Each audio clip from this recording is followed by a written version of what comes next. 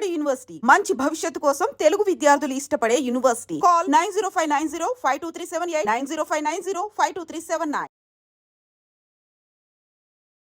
నమస్తే, welcome to I dream. నేను మీ ఝాన్సీ.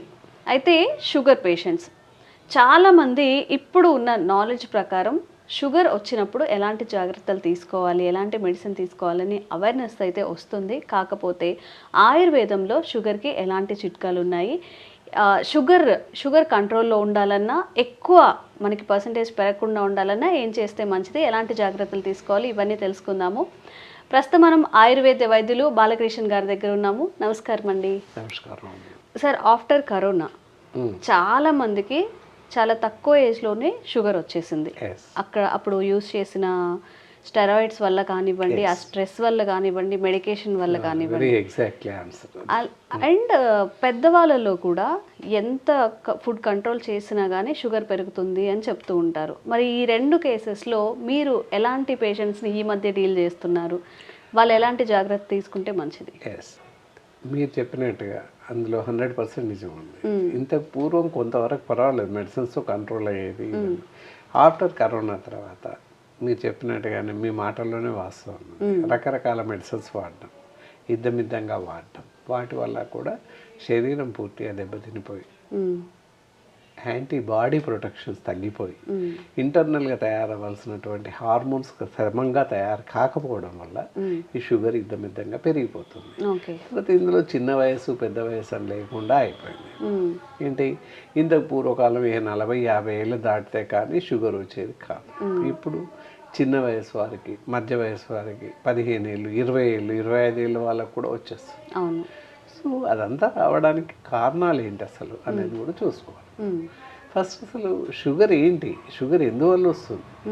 మన శరీరం మొత్తం హార్మోన్స్ నిలయం, రకరకాల హార్మోన్స్ ఉన్నాయి. థైరాయిడ్ హార్మోన్, అలాగే ఇన్సులిన్ హార్మోన్, మెలోనిన్, టీఎస్హెచ్, అలాగే ఇలా రకరకాల ఎఫ్ఎస్హెచ్, ఎల్ఎస్హెచ్, ఇలాంటి హార్మోన్స్ ఉన్నాయి. రకరకాల హార్మోన్స్ ఉన్నాయి. అలాగే ఇన్సులిన్ అనే హార్మోన్ ఏదైతే ఉందో అది మనకు శరీరంలో ఉన్నటువంటి రక్తంలో ఉన్నటువంటి గ్లూకోజ్ని స్టెబిలైజ్ చేస్తుంది. ఇన్సులిన్ అనే హార్మోన్ మన శరీరంలో ప్యాంక్రియాటిక్ డక్ట్స్ ఉంటాయి, ప్యాంక్రియాటిక్ డక్ట్స్లో ఇన్సులిన్ తయారవుతుంది. ఇన్సులిన్ అనే హార్మోన్ ఏదైతే ఉందో షుగర్ని ఎప్పటికప్పుడుగా కంట్రోల్ చేస్తుంది. ఇలా ప్రతి మనిషికి నార్మల్గా 80 నుంచి 120 మిల్లీగ్రామ్స్ వరకు ప్రతి మనిషిలో ఉంటుంది బ్లడ్లో గ్లూకోజ్ లెవెల్స్. ఆ విధంగా ఉండేటట్టుగా ఈ ఇన్సులిన్ అనే హార్మోన్ సెట్ చేస్తుంది ఎప్పటికప్పుడుగా. మనం ఒక 100 గ్రాముల స్వీట్ తిన్నప్పటికీ ఏమీ కాదు. ప్రతి తినే రైస్లో కూడా షుగర్ ఉంటుంది, గోధుమలలో షుగర్ ఉంటుంది, చాలా ఆహారంలో షుగర్ ఉంటుంది. మనం ఏ ఆహారం తీసుకున్నా గ్లూకోజ్గా మారి శరీరానికి శక్తినిస్తుంది. సో మరి చాలా గ్లూకోజ్ తీసుకుంటాం ఎవ్రీడే. మరి అలాంటప్పుడు పెరిగిపోదు. కారణం ఏంటి అంటే ఇట్ విల్ బి ప్రిజర్వ్, లోపల లివర్లో స్టోర్ అవుతుంటుంది. Liver is a store house for glucose. అక్కడ గ్లూకోజ్ స్టోర్ అవుతుంది. ఎప్పుడైతే మనకి తగ్గిపోతుంది, శరీరంలో చక్కెర స్థాయిలు తగ్గిపోతాయి, అలాంటప్పుడు లివర్ నుంచి రిలీజ్ అయ్యి రక్తంలోకి వచ్చేస్తుంది. అదంతా బ్యాలెన్స్ చేయడానికి రెగ్యులేటర్గా ఇన్సులిన్ పనిచేస్తుంది. ఎప్పటికప్పుడుగా సమానంగా ఉండేటట్టు ఇన్సులిన్ అనే హార్మోన్ పనిచేస్తుంది. ఇన్సులిన్ అనే హార్మోన్ సరిపోయేంతగా శరీరంలో ఉత్పత్తి కాని పరిస్థితుల్లో ఈ షుగర్ రక్తంలో పెరిగిపోతుంది. అది ప్రధాన కారణం అనమాట. అది మూలం తెలుసుకోవాలి కొంచెం, అందుకోసం ఇంట్రడక్షన్ చెప్పాల్సి వచ్చింది. సో మరి చిన్న పిల్లలకి ఎందుకు వస్తుంది, పెద్దవాళ్ళకి ఎందుకు వస్తుంది అనేదానికి కూడా కారణాలు ఉన్నాయి. రకరకాల ఆహార పద్ధతులు, మనం ఉండేటటువంటి జీవన విధానం, జీవన శైలి సమంగా లేదని చెప్పాల్సిందే ఖచ్చితంగా. ఎందుకంటే ఎంతసేపు కూడా ప్యాకేజ్డ్ ఫుడ్, ప్యాకేజ్డ్ వాటర్ తాగుతుంది. Packaged food should not eat, packaged drinking water should not drink. ఇది ప్రధాన కారణం. ఎక్కడ పడితే అక్కడ ఫాస్ట్ ఫుడ్ సెంటర్లో, అక్కడ రకరకాల ఏరియాస్లో ఆహారం తీసుకోవడం జరుగుతుంది. ఆ ఆహారం అంతా కూడా మన ఒంటికి సరిపడట్లేదు. దానివల్ల షుగర్ అనేది విజృంభించి పెరిగిపోతూ ఉంటుంది. అది ఒక కారణం. సమయాలు తినకపోవడం, సరిగా నిద్రించకపోవడం, వేళకాని వేళల్లో నిద్రించడం, వేళకాని వేళల్లో భోజనం చేయడం, ఈ రెండు తప్పే. ఏం చేస్తున్నావు, అర్ధరాత్రి 12 గంటల వరకు ఎప్పుడూ మేలుకతో నుండి ఉదయం 12 గంటలకు లేస్తున్నారు. So it is very miraculous. అది చాలా డ్యామరేజ్ అనమాట, శరీరానికి చాలా నష్టం కలగజేస్తుంది. ఇవన్నీ కూడా పరిగణలోకి తీసుకోవాల్సిన అవసరం ఎంతైనా ఉంటుంది. జనరల్గా ఏం చేయాలి, ఉదయం మామూలుగా సాయంత్రం 9-10 గంటలకు నిద్రించేసి ప్రొద్దున 5-6 గంటలకు నిద్ర లేవాల్సిన అవసరం ఉంటుంది. ఇది నిద్రా సమయం. మినిమం 8 గంటలు పడుకోవాల్సిన అవసరం ఉంటుంది. అలాగే ఆహారం కూడా ఉదయం 8 నుంచి 10 గంటల లోపు బ్రేక్ఫాస్ట్ చేయడం, మధ్యాహ్నం 12 గంటల నుంచి 2 గంటల వరకు లంచ్ చేయడం, మధ్యాహ్న భోజనం. అలాగే సాయంత్రం 4 గంటలకి స్నాక్స్, పళ్ళు అలాంటివి తీసుకోవచ్చు, కాఫీ, టీ. నైట్ 8 గంటల నుంచి 9 గంటల లోపు భోజనం చేయాల్సిన అవసరం ఉంటుంది. రాత్రి భోజనం తర్వాత ఒక అరగంట రెస్ట్ ఇచ్చి ఆ తర్వాత పడుకోవాల్సిన అవసరం ఉంటుంది. ఇది భోజనం సమయం. ఈ విధంగా చేయాలి. ఇవేవి పాటించట్లేదు. అది కూడా ప్రధాన కారణం అన్నమాట. శరీర అవయవాలు సరిగ్గా పనిచేయట్లేదు, సరైనటువంటి హార్మోన్స్ రిలీజ్ కావట్లేదు. అందువల్ల హెచ్చు తగ్గులు జరుగుతున్నాయి. మీరు ఇందాకడే గారి ఇంటర్వ్యూలో ఏంటి, కరోనా తర్వాత షుగర్ తగ్గడం లేదు, ప్రాబ్లం ఏంటి, అసలు కారణాలు ఏంటంటే ఇది కారణాలు. భోజనం సరిగ్గా చేయట్లేదు, అలసత్వం. ఏముందిలే ఒక పూట స్వీట్ తినేద్దాం, లేకపోతే మామిడి పండు తినేద్దాం, అరటి పండు తినేద్దాం, ఒక పూటకి పిసరంత చక్కెర వేసుకుందాం, లేదా బెల్లం వేసుకుందాం షుగర్ లేకుండా అని వేసేసుకొని వాళ్ళంతటా వాళ్ళుగా షుగర్ పెంచుకునే వాళ్ళు చాలామంది ఉన్నారు. బెల్లం కూడా యూజ్ చేయకూడదు. చేయకూడదు. తాటి బెల్లం అసలు స్వీట్స్ ఏవి తినకూడదు. ఈ రోజుల్లో ఏమైంది, స్వీట్స్ తినొద్దు అని మేము స్ట్రిక్ట్గా చెప్పేటప్పటికి నాన్ డయాబెటిక్ స్వీట్స్ అని చెప్పేసి డయాబెటిక్ స్వీట్స్ అని షుగర్ పేషెంట్స్ కోసం స్వీట్స్, షుగర్ పేషెంట్స్ కోసం బిస్కెట్స్ ఇలా తయారవుతున్నాయి మార్కెట్. అదంతా మార్కెట్ మాయ తప్పితే ఏం లేదు. కనుక అలాంటి స్వీట్స్ ఏవి తినకూడదు, బాగా గుర్తుపెట్టుకోవాలి. ఓకే. నిజంగా ఇన్సులిన్ రెసిస్టెన్సీ వల్లనే మనకి షుగర్ వస్తుంది కాబట్టి ఎలాంటి పదార్థాలని షుగర్ వచ్చిన వాళ్ళు అవాయిడ్ చేయాలి? ఫ్రూట్స్ కానివ్వండి, ఆహారపు అలవాట్లు. మీరు అన్నట్టుగా ఎలాంటి ఆహారం తినకూడదు అనేది చూడాలి.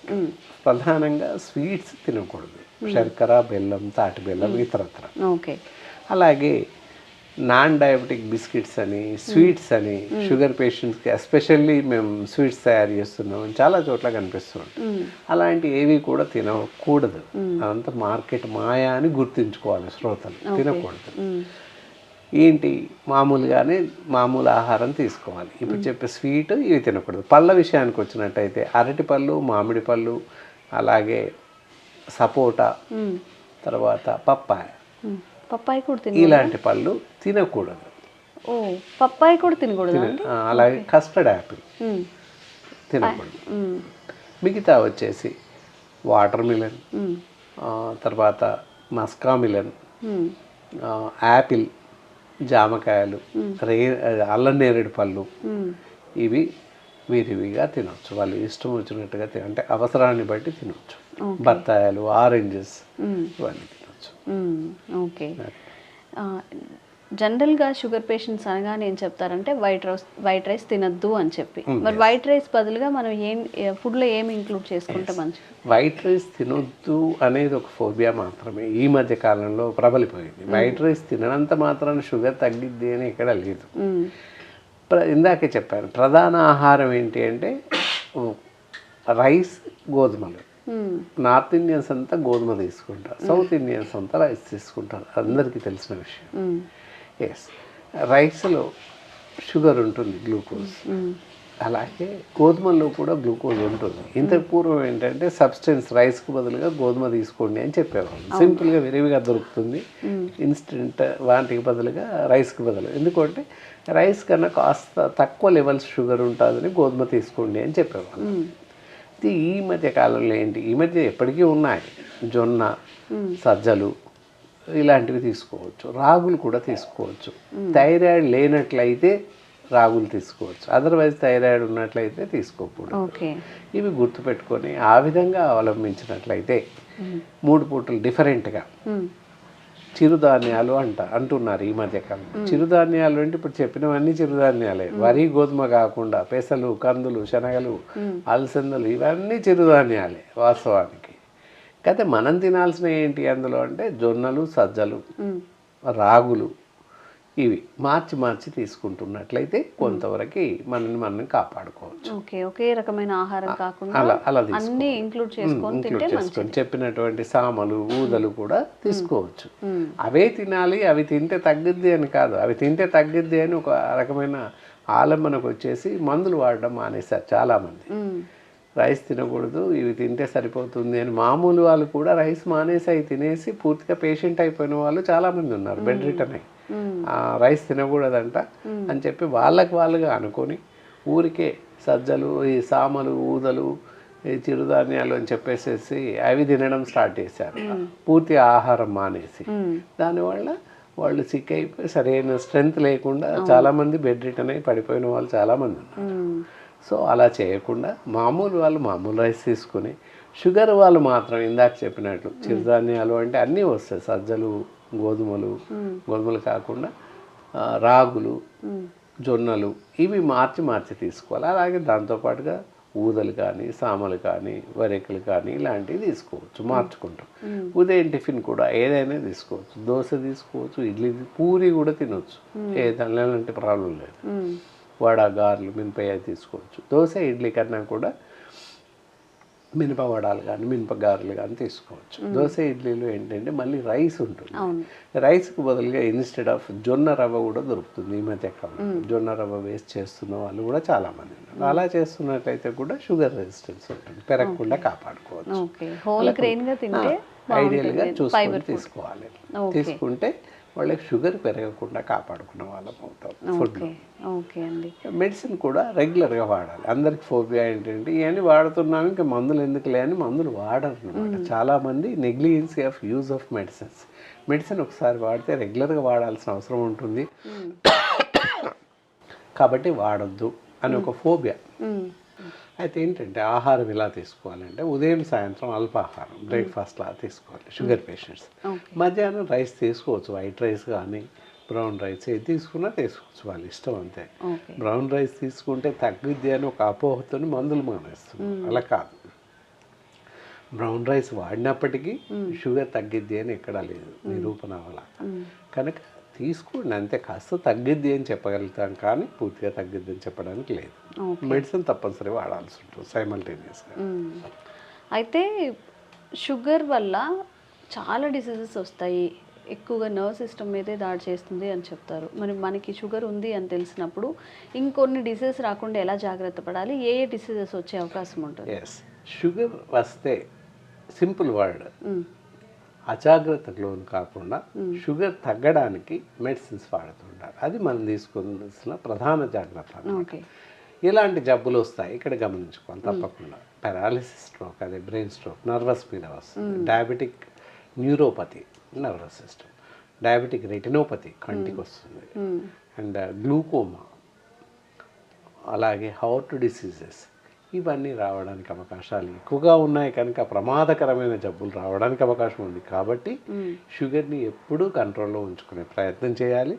అలాగే ప్రతి నెల ఎలాగూ నార్మల్గా ఉంది అని మర్చిపోకుండా ప్రతి మంత్లీ చెకప్ తప్పకుండా షుగర్ టెస్ట్ చేయించుకోవాల్సిన అవసరం ఉంటుంది. అది కూడా fasting levels, post lunch levels, తినకముందు ఒకసారి, తిన్న తర్వాత ఒకసారి అలా టెస్ట్ చేయించి రిజల్ట్స్ ఎలా ఉన్నాయి అనేది డాక్టర్ గారి పర్యవేక్షణలో మందులు వాడాల్సిన అవసరం ఎంతైనా ఉంది. నార్మల్గా ఉంది, పోయినసారి బాగానే ఉంది అని చెప్పి మందులు మానేస్తుంటారు. తప్పకుండా వైద్యుల్ని సంప్రదించాల్సిన అవసరం ఈ మధుమేహ వ్యాధిగ్రస్తులకి ఉంది.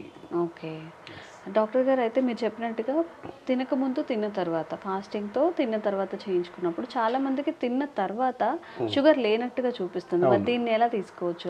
అసలు ఆ కేసు ఏంటి? అలా ఉంటుంది ఒక్కోసారి. ఏంటి అంటే తిన్న తర్వాత అన్న తర్వాత ఎనడంలో ఏంటంటే ముఖ్య ఉద్దేశము భోజనం మాత్రమే చేయాలి. చాలామంది ఏం చేస్తున్నారు, ఏదో టిఫిన్ చేసేసి హాఫ్ అన్ అవర్ 1 అవర్లో వాళ్ళ తొందర, మన పేషెంట్స్ తొందర అవ్వచ్చు, లేదా టెస్టింగ్ సెంటర్స్ వాళ్ళ తొందరగా గాబరా కావచ్చు. దానివల్ల సరైనటువంటి రిజల్ట్స్ రావడం లేదు. తినకముందు పర్వాలేదు, బాగానే చేస్తున్నాము. తిన్న తర్వాత అంటే మినిమం 1.5 అవర్ భోజనం మాత్రమే చేయాలి, సఫిషియెంట్గా భోజనం చేయాలి. అవసరమైతే స్వీట్ తినండి మధ్యాహ్నం భోజనంలో. చేశాక 1.5 అవర్ టైం తీసుకోవాలి గంటన్నర వెయిట్ చేయాలి ఆఫ్టర్ లంచ్. సపోజ్ 12 o'clockకి లంచ్ చేసాము అంటే 1:30 తర్వాత టెస్ట్కి ఇవ్వాలి రిపోర్ట్, బ్లడ్ యూరిన్. 1:30 నుంచి 1 hour ఉంటుంది, 1:30 to 2:30 గంట సమయం ఉంటుంది. ఆ గంట విరామం సమయం బిట్వీన్ ద టైంలో స్పెసిమెన్స్ ఇస్తే కరెక్ట్ రిజల్ట్ రావడానికి అవకాశం ఉంది. అయితే కొన్నిసార్లు ఏంటి అంటే తినక ముందు షుగర్ చూపిస్తుంది ఫాస్టింగ్ లెవెల్లో, తిన్న తర్వాత చూపించదు. అది కరెక్ట్. కొన్ని కేసెస్లో అక్కడ కనబడతాయి. అక్కడ 0.01%, ఈవెన్ 1% కూడా కాదు. ఓ 1,00,000 మందికి చూస్తే ఒక 1000 మందికి కనబడతాయి అంతే, అంతకుమించి కనపడవు. ఏంటంటే వాళ్ళకి ఇంకా టైం తీసుకోవాల్సిన అవసరం ఉంటుంది, 2.5 hours అట్లా. అలాంటి వాళ్ళకి ఏంటంటే పూర్వకాలంలో జీటీటీ టెస్ట్ అని చేసేవాళ్ళు, గ్లూకోజ్ టాలరెన్స్ టెస్ట్ అని. ఇప్పుడు ఎక్కడ చేయట్లేదు, 3 months యావరేజ్ అని చేస్తున్నారు. అది కరెక్ట్ కాదు, అది అవసరం కూడా లేదు. ఫాస్టింగ్ పోస్ట్లోంచే చేయడం కరెక్ట్ అనమాట.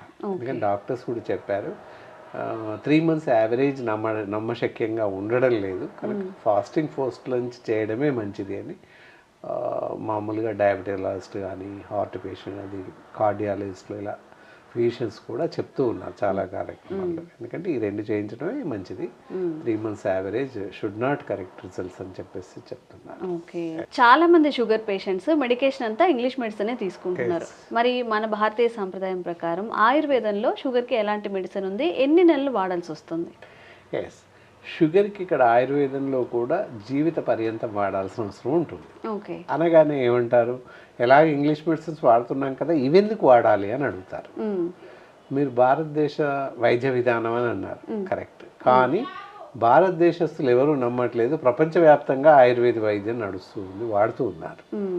మంది మనకి చాలా లోకువాగా అనిపిస్తుంది, ఇక్కడ వైద్యంలో కూడా అలాగే ఉంది. కాబట్టి ఈ మధ్య కాలంలో చాలామంది ఆయుర్వేదం వైపు టర్న్ అవుతున్నారు. సో ఆయుర్వేద మందే ఎందుకు వాడాలి అనే క్వశ్చన్ వస్తుంది. ఎందుకు వాడాలి అంటే ఇందాక మనం డిస్టర్బ్ ఆఫ్ ఆర్గాన్స్ అని చెప్పాం, different type of side effects వస్తాయని చెప్పాం. ఇంగ్లీష్ మెడిసిన్స్ వాడడం వల్ల చాలా రకాల సైడ్ ఎఫెక్ట్స్ రావడానికి అవకాశాలు మెండుగా ఉన్నాయి. ఇక్కడ ఆయుర్వేద మెడిసిన్ వాడడం వల్ల ఎలాంటి సైడ్ ఎఫెక్ట్స్ రావు. డయాబెటిక్ రెటినోపతి అవ్వచ్చు, డయాబెటిక్ న్యూరోపతి అవ్వచ్చు, ఎనీ హార్ట్ డిసీజెస్ అవ్వచ్చు, వగైరా వగైరా ఇలాంటి జబ్బులు రాకుండా ఆయుర్వేద మెడిసిన్ కాపాడుతుంది మనల్ని. సేఫ్ సైడ్ ఉంచుతూనే షుగర్ని కంట్రోల్ చేస్తుంది. మిగతా సేమ్ ఐస్టీస్గా ఇందాక పైనే చెప్పుకున్నాం ఆహార నియమాలు, ఇన్స్టెడ్ ఆఫ్ అలోపతి మెడిసిన్ దానికి బదులుగా ఇక్కడ వాడచ్చు. ఇప్పుడు మా హిస్టరీలో చాలామంది ఇన్సులిన్ మెడిసిన్స్, గోళీలు అన్నీ వాడుతున్న వాళ్ళకు కూడా టోటల్గా మెడిసిన్ ఆపేసి ఇది ఇచ్చిన సందర్భాలు ఉన్నాయి. అన్ని మెడిసిన్స్ వాడినా షుగర్ షుడ్ నాట్ కంట్రోల్ అవ్వట్లా. ఉదయం, మధ్యాహ్నం, సాయంత్రం ట్యాబ్లెట్స్ షుగర్ వేస్తూ ప్రొద్దున సాయంత్రం ఇన్సులిన్ ఇస్తున్నప్పటికీ షుగర్ 450 లెవెల్లో ఉంది పోస్ట్ లంచ్లో. ఫాస్టింగ్లో 350, 250 ఆ స్టేజ్లో ఉంటుంది. అలా చాలామంది పేషెంట్స్ని చూశాను. అలాంటి వాళ్ళకి ఇంకా మందే పని చేయట్లేదు అని ఆ యాప్ వేసేసి ఇచ్చేసాము. ఓకే, దాంతో వాళ్ళకి 1-2 monthsలో ఎవ్రీ మంత్ కాస్త తగ్గి 3-4 months కల్లా నయం అవుతుంది. అయితే ఎంతకాలం వాడాలి అంటే ఇది కూడా రెగ్యులర్గా వాడాలి, మందు మానేయాల్సిన అవసరమే లేదు. ఇక్కడ షుగర్కి వచ్చేసి ఈ మెడిసిన్ మధుర యోగ్ అని చూస్తున్నారు కదా, ఈ మధుర యోగ్ అనే పౌడర్ని ఉదయం, సాయంత్రం మామూలుగా 1 స్పూన్, 1 స్పూన్ 1/2 cup గోరువెచ్చటి నీళ్ళలో భోజనానికి అరగంట ముందుగా తీసుకున్నట్లయితే బాగా పనిచేస్తుంది. ఉదయం, సాయంత్రం ఈ విధంగా తీసుకోవాలి. తీసుకుంటే వాళ్ళకున్నటువంటి షుగర్ అదుపులో ఉంటుంది. ఓకే, ఈ మధ్య కాలంలో షుగర్ రివర్స్ చేసుకోవచ్చు, వచ్చిన షుగర్ని తగ్గించుకోవచ్చు అని చెప్తున్నారు. ఈ మెడిసిన్ వాడితే తగ్గుతుంది, తగ్గిపోతుందా? నార్మల్కి వస్తుంది, నార్మల్ స్టేజ్. ఎవరికైనా ఇప్పుడు మీకుంటుంది, నాకుంటుంది, ప్రతి మనిషికి షుగర్ ఉంటుంది. షుగర్ లేకుండా మనిషి లేడు. శక్తి అంటేనే extra energy means glucose. Okay, అంతే. పూర్తిగా రివర్స్ చేసుకోవడానికి అవుతుందా? అసలు ఇంకా షుగర్ లెవెల్స్ లేవు, మనకి నార్మల్ పర్సన్లా ఉన్నారు అనేది ఇది మందు వాడుతుంటే నార్మల్కి వచ్చేస్తుంది. డైట్ కంట్రోల్ చేస్తూ ఇది చేస్తే నార్మల్ స్టేజ్కి వచ్చేస్తుంది. థ్యాంక్ యూ అండి. నమస్కారం.